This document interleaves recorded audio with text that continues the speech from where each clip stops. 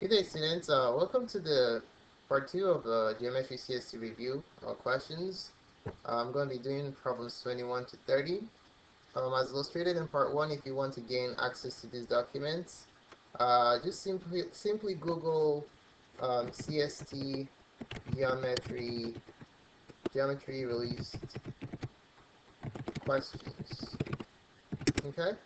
When you Google that, you're going to have a whole bunch of search results. The second search result will take you to the CDE website, and then scroll down to geometry, click on this link, and then you gain access to the document. All right? Okay, let's go ahead and take a look at questions 21 to 30. Starting from question 21, it says in the figure below, um, segment AC is congruent to DF. So let's mark it while we read it. Okay, so AC is congruent to DF, so this segment right here is congruent to that segment. Okay, AC congruent to DF, and angle A is congruent to angle D. Angle A is congruent to angle D. So when taking the test, it's good to mark up the diagrams as much as possible so you can know what you have and find out what you need, okay? The sufficient additional information will be enough to prove that triangle ABC is congruent to triangle DAF. So remember your rules for congruencies for triangles. To prove that two triangles are congruent, you can either use ASA, you can use SAS, you can use SSS, or you can use AAS, which is the same thing as SAA. Okay? So please keep track of the order when using these congruency postulates. Okay? Alright, so which one applies here? We already have a side, this one and this one gives me S. And then these two corresponding angles, A and D, gives me A. So SA, so it's going to either be SAS or ASA. Okay, so the two candidates we have are either SAS, if we have another side, it's stated that these two sides are congruent, or ASA, if you're told that angle C is congruent to angle F. Okay, so keep track of the order here. Segment AB is congruent to segment DE. AB is congruent to DE. If segment AB is congruent to segment DE, that basically means, is that going to be sufficient though? So if you take a look at this one, AB being congruent to DE means S. Okay? SAS. Is that sufficient to prove that the two triangles are congruent? Definitely, because we have SAS right here. Okay? So our answer is option A. Alright, let's move along to question number 22. It says, given that segment AB and CD intersect at point E, and angle 1 is congruent to angle 2, which theorem or postulate can be used to prove that triangle AED is congruent to B is similar to triangle BEC? So remember, for similarities, note that S indicates proportionality, okay? Proportional indicates proportionality, however it's called. So, so let's see. What are the rules for similarity, though? It's very similar to congruence, but we have an additional rule. So we can use three sides are proportional to each other. Two sides and included angles are congruent, and then two corresponding sides are in proportion. We can also use ASA, two angles and then a side, which is the same thing as that's ASA. Or we can also use AAS. Okay.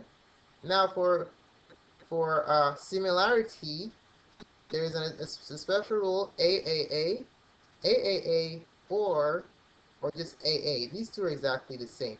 If two angles of a triangle are congruent, then the third corresponding angles must be congruent also. Okay.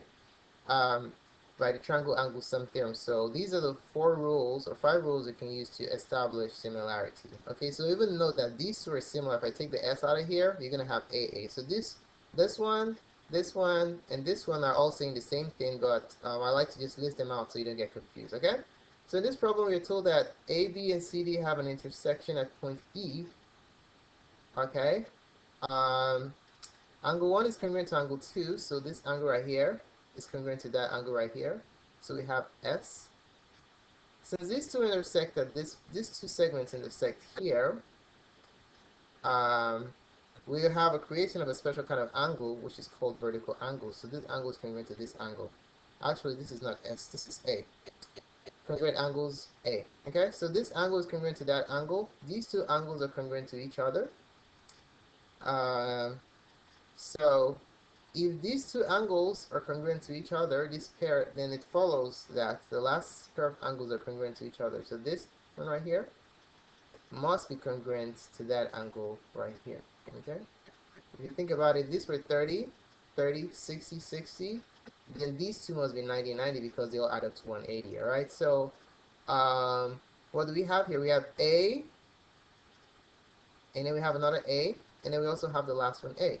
So AAA or AA. So basically this one is the congruency similarity postulate that we can use for this problem. So the answer is A.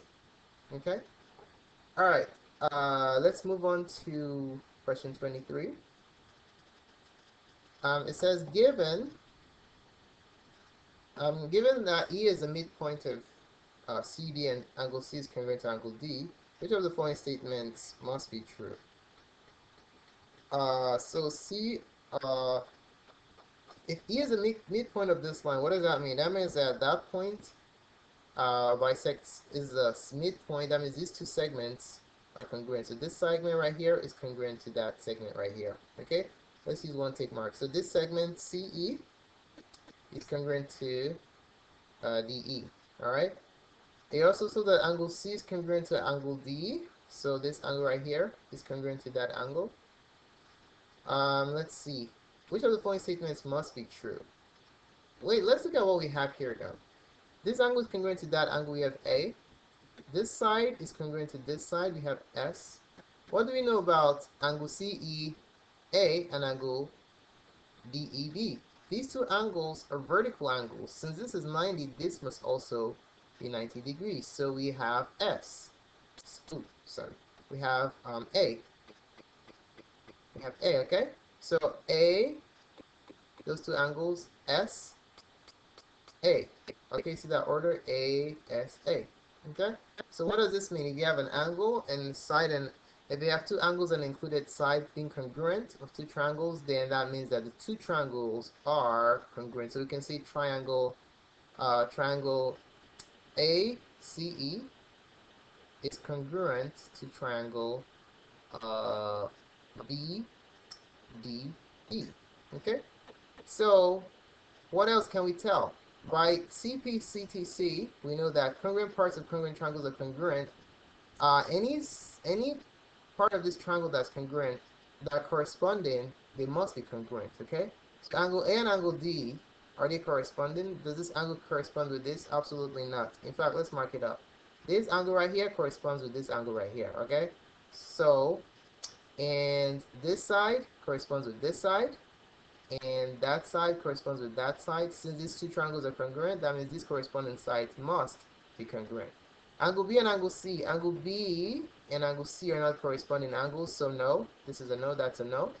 Segment CE and BE. So CE and BE are not corresponding sides. So it's a no, no. So this must be the answer, or else we're in trouble. AC and BD. AC is the hypotenuse of this triangle. BD is the hypotenuse of this triangle. Are they corresponding? Yes, that means they must be congruent by ASA and CPCTC. So the answer is D. You can see it. AC double mark and BD double mark. So the answer for this question is D. Alright, let's move along to question 24. It says in the figure below, what is the smallest possible value for n? So what we want to make sure is that the sum of these two sides by the triangle inequality must be bigger than 15. So n plus n must be bigger than 15. Why? If it's equal to 15, if n plus n equals 15, you know what's going to happen? These two sides are going to be so short that they're going to collapse, and you're just basically going to have a straight line. Okay, it's not going to form a triangle. All right, and then guess what? If n plus n were less than 15, It'll be so short that you're gonna have a line like this and then two short lines on top of them. It's not gonna form a triangle. If you want to form a triangle that works, these two sides, any two sides must be longer than the third side in order to ensure that the triangle does not collapse. Okay. All right. So let's say you have a triangle ABC, ABC. Besides ABC. So it follows that every pair of sides must be longer than the third one. So A plus B must be greater than C. A plus C better be greater than B. And then B plus C better be greater than A. All right. If it's equal or less, this triangle is going to collapse. Okay. So any sum that satisfies this inequality, 2n is bigger than 15 should work. Okay. So let's test A. For A, we have n equals 1. So is 2 times 1 bigger than 15? Is 2 bigger than 15? No. A is a fail. Triangle will collapse. B. N equals 7. The question is 7 plus 7 or is 2 times 7 bigger than 15? We're testing, this is our test equation right here, to see if it satisfies the triangle inequality. Okay, so is 14 bigger than 15? No. That fails also. C. Let's test C. It says n equals 8. Is 2 times 8 bigger than 15? Is it? It is. 16 is bigger than 15. Good. Let's test D though, but D is bigger than 8. So this should work, right? N equals 15. Is 2 times 15 bigger than, I'm sorry, yeah. Is it bigger than 15? Is it? Actually, for D, N is 14. N is 14, so the question is 2 times 14 bigger than 15? Or is 28 bigger than 15? Yes. So we have two answers. So we're in trouble. What do we do? Let's go back to the question. It says, which is the smallest possible value for n? If they're whole numbers, okay? So which one is smaller in 8 and 14? Since they both work. 8 is smaller, so the answer is C. Okay?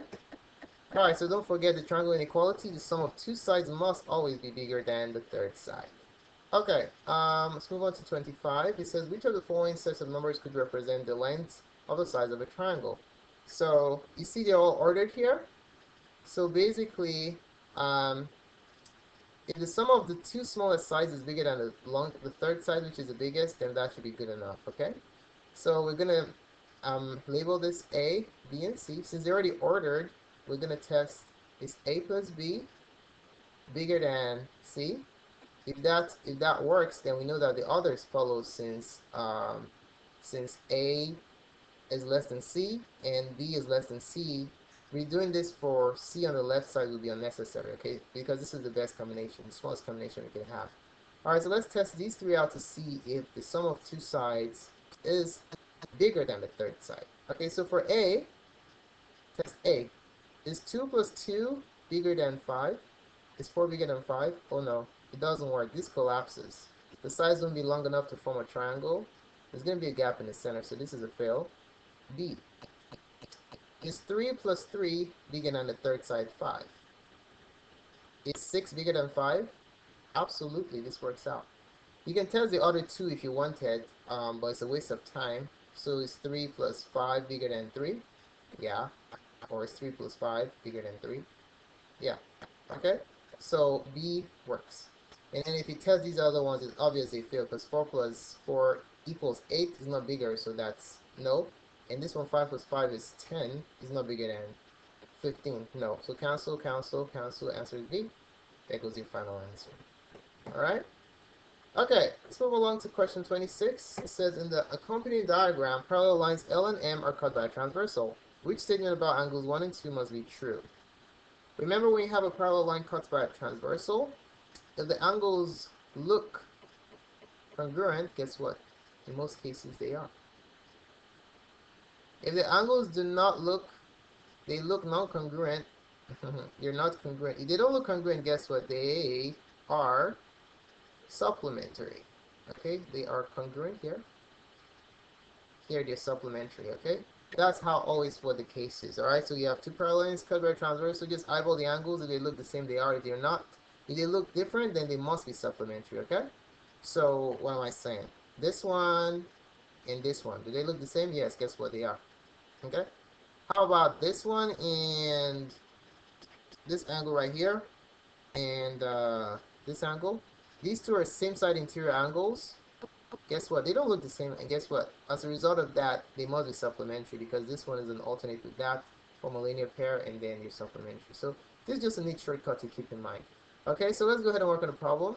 It says which of the statements must be true? Angle 1 is congruent to angle 2. This angle right here is congruent to this angle. Just take a look at it. This is an acute angle. This is not acute. So A is a no-no. So since they don't look the same, guess what? This is where I'm betting. They are supplementary, okay? So angle 1 is a complement of angle 2. What on earth does complement mean? Complement is they add up to uh, 90 degrees. Okay, I didn't say supplement here. If you see this angle, this is angle 2, okay? This angle corresponds with that angle right here. Does it look like these two angles add up to 90 degrees? Absolutely not. They are way bigger than 90 degrees because 90 degrees will end right here. And even angle 2 is bigger than 90 degrees, so it doesn't make any sense that the sum be bigger than 90, be equal to 90 degrees. Angle 1 and angle 2 are supplements. Exactly, they are supplements. Okay, because these two angles add up to 180. That's what supplement means, okay? Supplementary angles add up to 180. Okay, you can see that these two angles form a linear pair, right? Linear pair, and linear pair basically means they add up to 180 degrees. Okay, because that's three right triangles. Three angles of a triangle. All right, let's move on to question number 26. Remember that the answer to this is C. Okay, question 27. It says what values of A and B make quadrilateral MNOP a parallelogram? So for this one, we know for a parallelogram, opposite sides are parallel and congruent. Okay, they're parallel and congruent. Okay, what makes it a square or rectangle is when the adjacent sides are right angles. Then it makes it a rectangle or a square, which are special cases of a parallelogram. To get a rhombus, all four sides are congruent. Adjacent angles do not have to be congruent. Okay? So here parallelogram just basically means opposite sides are parallel and congruent. That was what it means to be a parallelogram, okay? And then you can go and break it down on from there. So okay, so from this we're gonna set up a system of equations. Since these two sides are congruent, it follows that 4a plus b equals 21. And since these two opposite sides are congruent, it follows that 3a minus 2b equals 13. Okay? So I want to solve for a here. To solve for a, I want to eliminate b, okay? So the opposite of negative 2 is 2. So why don't I just multiply the first equation by 2 to eliminate b? Alright, I'm going to distribute this 2 to this, and that. So that gives me 8a plus 2b equals 42. 3a minus 2b equals 13. Add it downwards. This and this cancel out. 11a equals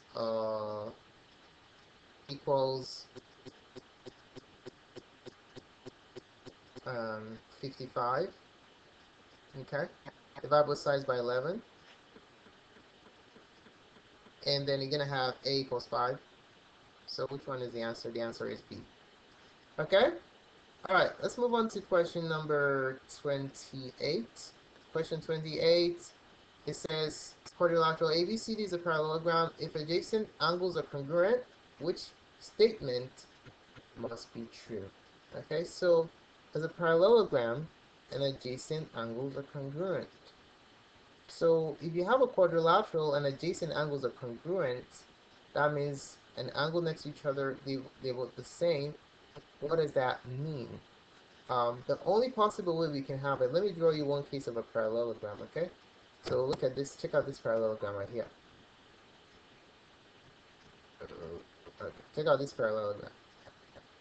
For a quadrilateral, adjacent angles, this one and this one, adjacent angles are always supplementary. Adjacent angles are always supplementary. Okay? If they're always supplementary, if they're congruent, then that means that both of them have to add up to 180, which means they must be 90 degrees, okay? So take a look at these two angles. They're supplementary, right? Do they look congruent to you? Absolutely not. The only way you can draw a quadrilateral to have congruent adjacent angles is either if it is a rectangle or if it is a square, okay? That's the only way you can draw um, a parallelogram to have congruent adjacent sides, because this side is congruent to that side, this side is congruent to this side, okay? Since adjacent angles are congruent, that means they must, and they are supplementary. This way x and this way x, guess what? We have 2x equals 180. You divide that by 2, you have x equals 90 degrees, okay? So angles next to each other are congruent. For quadrilateral, for parallelogram, is automatically a square a um, or a rectangle. Okay, so it says adjacent angles. It says a quadrilateral is a parallelogram.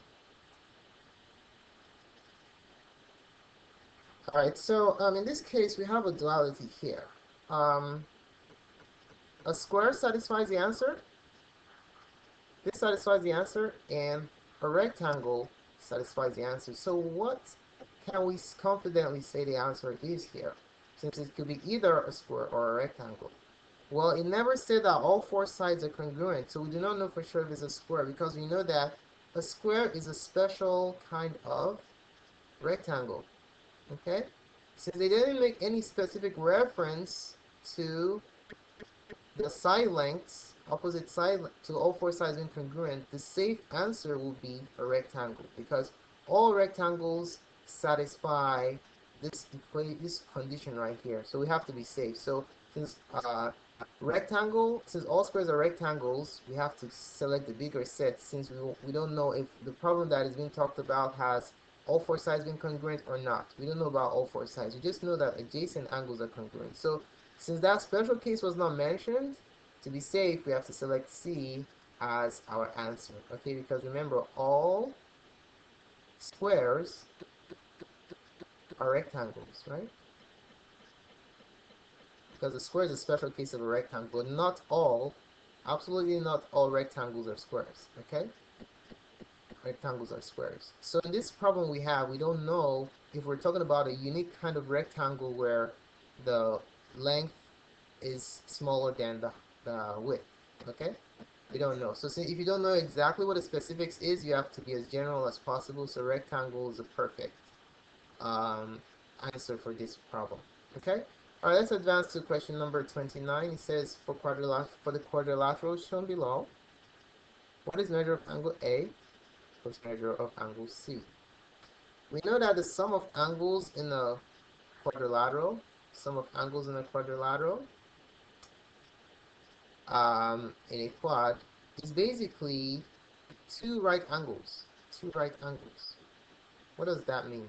It means it's two right angles, 2 times 90 degrees, which is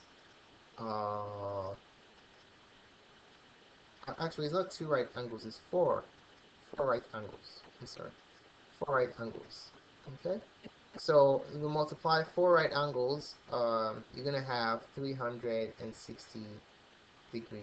Okay, how do I know that? Because if I draw a basic square without switching it or doing anything, this is 90, 90, 90, 90. Okay, so you have four right, if you add them up you get 360. So we know that the sum of these angles is 360.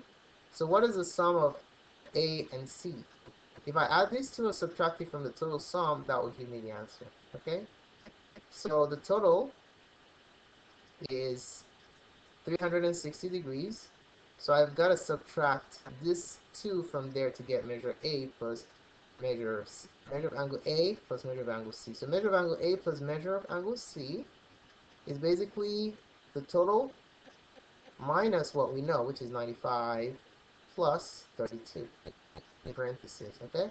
So we're going to have the total, which is 360, and then we're going to subtract 95 plus 32. 95 plus 32, let's add it up, 127. So what is 360 minus 127? So 360 minus 127 is 233 degrees. So if I add up these two angles right here, see they're both clearly uh, bigger than 90 degrees, right? So their sum has to be bigger than 180. So the answer is D. Okay? Alright, let's move on to question number 30. It says, if ABCD is a parallelogram, what is the length of segment BD? This whole segment right here. If this is a parallelogram, guess what? Opposite sides are congruent. This side is congruent to this side. Okay? If it's a parallelogram, opposite sides are parallel. So this side is parallel to this side. So we have a case where we have two parallel lines and a transversal. If you have two parallel lines, I can extend it so that it makes it obvious what I'm talking about. This is one line right here, and this is the other line right here. Okay? Let me fix the line so that it looks perfect. So there goes the first line, there goes the second line. Okay? And then there goes your transversal. This is your transversal. So parallelogram is a case where you have two parallel lines cut by a transversal, right? So there goes your transversal. I'm just exaggerating the parts so that you can really hone in on what I'm trying to show you here. Okay, so if you have two parallel lines cut by a transversal, guess what? Alternate interior angles are congruent. This is congruent to that, and this is also congruent to that. So we have angle, corresponding angles congruent, corresponding sides congruent, corresponding angles congruent. We have ASA. What on earth does that mean? It means that this triangle BEA is congruent to CED. Okay? So these two triangles are congruent. That means that the corresponding parts of the congruent triangles are congruent. So it means that this side is congruent to that side, and this side is congruent to this side. So these two triangles are congruent. Okay? So ED is congruent to BE. Segment ED is congruent to segment BE, so segment ED is congruent to segment BE, and segment BE is 5, then ED must be what? ED must be 5 also. So if ED is 5 and BD is 5, and BE is 5, then the whole segment together, segment BD, is simply going to be 5 plus 5, which is 10. Boom. So the answer is A. Alright, thanks for paying attention to this video. Remember to subscribe to my videos for more updates, and hope this helps you get ready for the CSTs.